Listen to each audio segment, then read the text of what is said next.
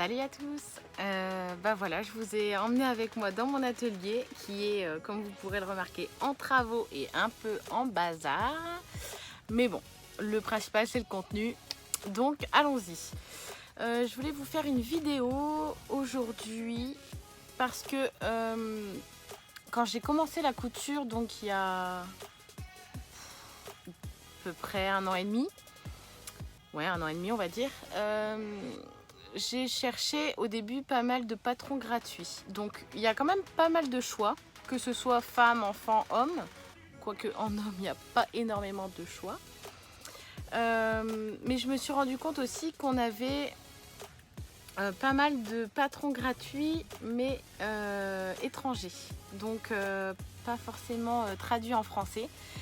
Donc bah voilà, j'ai trouvé un patron en allemand qui est hyper simple et du coup je voulais vous montrer que bah, c'était facile et de réaliser et qu'il fallait pas avoir peur des patrons étrangers. Donc allons-y, c'est parti, je vais vous montrer ça.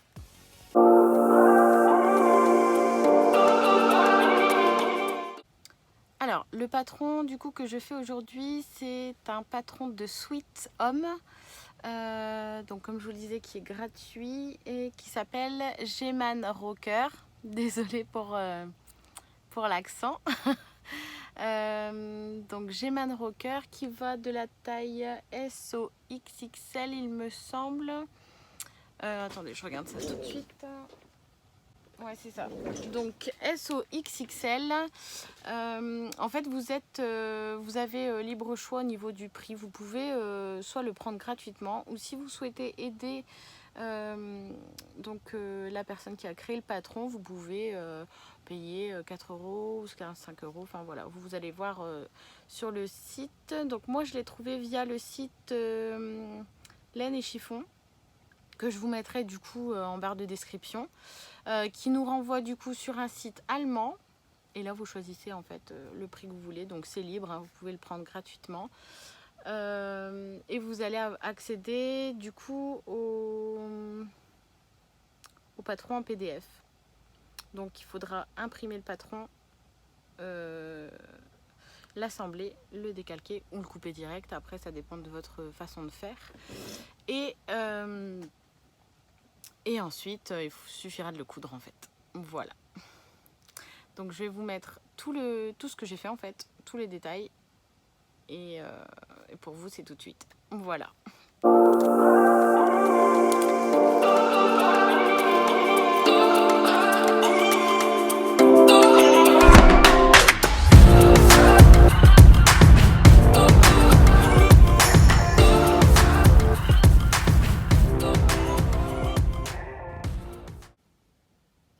Voilà, les pièces de mon pull sont coupées. Donc la capuche 2 fois dans le tissu principal et 2 fois dans la doublure de la capuche.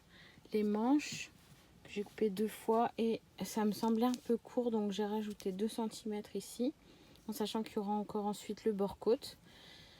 Donc ça c'est le devant, donc une fois dans le tissu au pli du tissu, et que j'ai rallongé aussi parce que ça me semblait petit, et le dos pareil. Et oui, ça me semblait petit en fait, il n'y a pas de tableau des tailles. Donc j'ai fait en taille M, et comme les marges de couture ne sont pas incluses, je me suis dit que ça irait. On verra bien ce que ça donne. Alors l'inconvénient dans ce patron, c'est que je voulais mettre du bord-côte aux manches, petite manche bord-côte, et il n'y a pas de patron pour le bord-côte. Donc j'ai du bord-côte ici au mètre que j'ai eu chez Dressenstoffen, me semble-t-il. Donc je vais faire mon bord-côte par rapport à mon pull. Donc mon pull est là. Et du coup, je vais faire en fonction de cette manche. Enfin, des manches de toute façon. Des manches et le bas également du pull. Hop. Alors, pour le bord-côte, donc moi c'est du bord-côte tubulaire. Bord-côte tubulaire, et donc j'en ai besoin pour faire les manches. Donc, je vais déjà dans un premier temps faire les manches, et je voudrais que mon bord-côte terminé au bout des manches fasse 4 cm. Du coup, il faut que je fasse, donc que je prenne 4 x 2, donc 8, plus les marges de couture, donc 1 cm de chaque côté, ça fait 10 cm. Si mon crayon veut bien marcher, ce serait bien.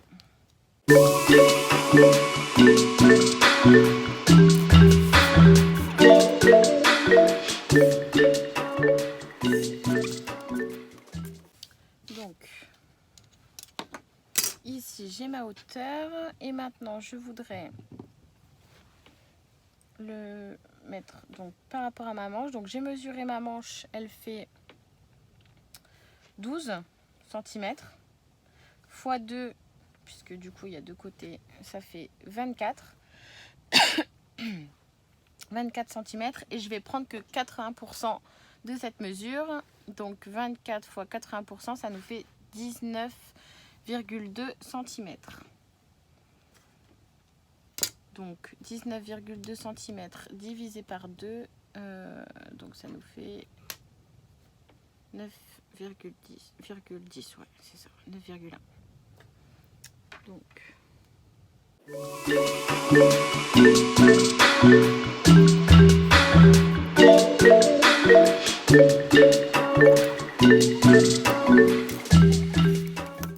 alors je vais aller du coup coudre à la surjeteuse endroit contre endroit pour fermer ma manche. Du coup voilà, j'ai fermé mes deux manches, donc endroit contre endroit, j'ai fait les deux. Maintenant je vais replier donc en deux en fait. Hop. Donc envers contre envers, hein, en l'occurrence ici. Je vais bien mettre mes coutures en face et je vais venir poser ça sur ma manche. Donc je pose sur ma manche endroit contre endroit et je fais coïncider les coutures.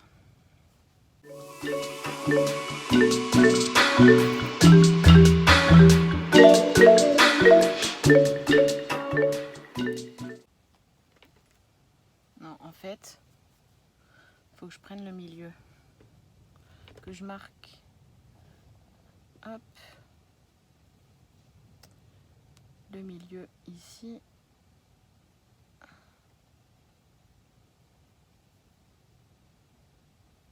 Je vais mettre une épingle et je vais faire pareil sur ma manche.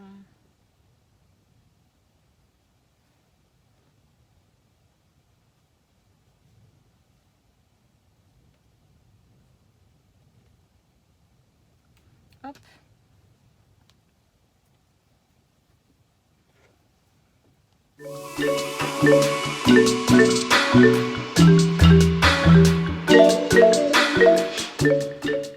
Voilà, j'ai posé mon bord-côte.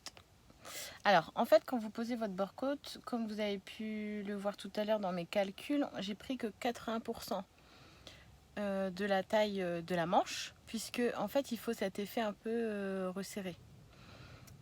Donc, le bord-côte, quand vous le mettez, il faut bien prendre... donc là, vous prenez en référence votre couture quand vous avez fermé, le bord de manche. Vous le pliez, enfin vous le laissez comme ça. Vous prenez du coup l'autre moitié ici. Vous mettez une petite épingle. Vous faites pareil sur la manche. Et quand vous mettez donc endroit contre endroit, vous mettez bien les coutures face à la couture de la manche en bord-côte, face à la couture de la manche. Et de l'autre côté, l'épingle face à l'épingle. Et en fait, quand vous allez coudre, il faudra étirer un petit peu pendant que vous cousez pour que en fait tout concorde. Et une fois que vous lâchez, que c'est cousu, voilà, c'est un petit peu resserré et du coup c'est nickel. Voilà, donc maintenant je vais faire le bas du pull, donc la ceinture en bord-côte.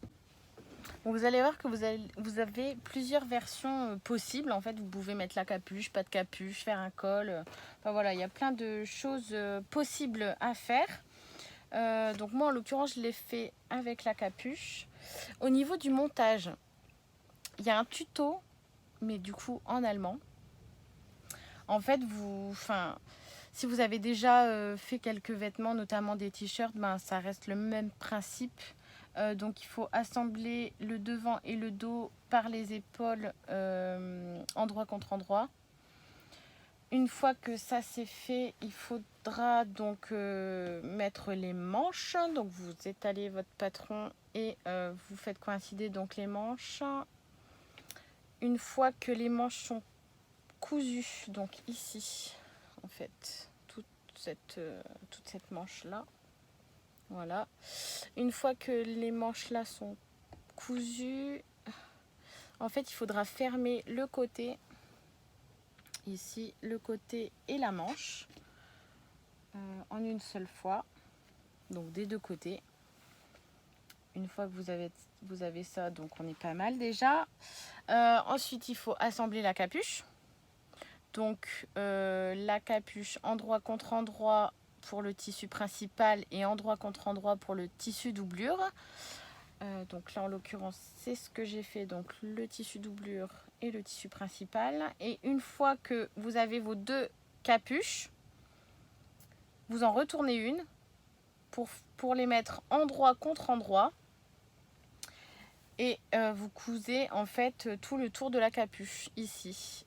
Donc moi je les ai cousus à la surjeteuse et ensuite j'ai fait une surpiqûre avec une couture décorative. Bon, là en l'occurrence c'est un point zigzag, voilà, d'une autre couleur.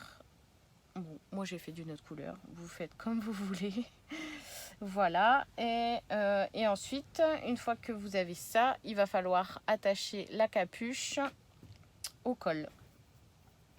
Donc là après vous avez un petit croisé, il suffit juste de superposer de superposer la capuche en fait, arriver devant, tout simplement. À la surjeteuse ça va nickel, ce que je vous conseille. Bon après vous pouvez faire également au point zigzag à la machine à coudre. Et une fois que ça c'est fait, du coup on pose le bord-côte et c'est terminé. Donc bord-côte ceinture et bord-côte manche. Voilà, et votre pull est terminé. Voilà, c'est terminé. J'espère que cette vidéo aura pu en aider quelques-unes et qu'elle vous aura plu, que les explications sont claires, j'espère. Sinon, n'hésitez pas à mettre en commentaire vos questions. N'oubliez pas, on like, on s'abonne si on aime la vidéo. Et voilà. Merci à tous et à bientôt. Salut!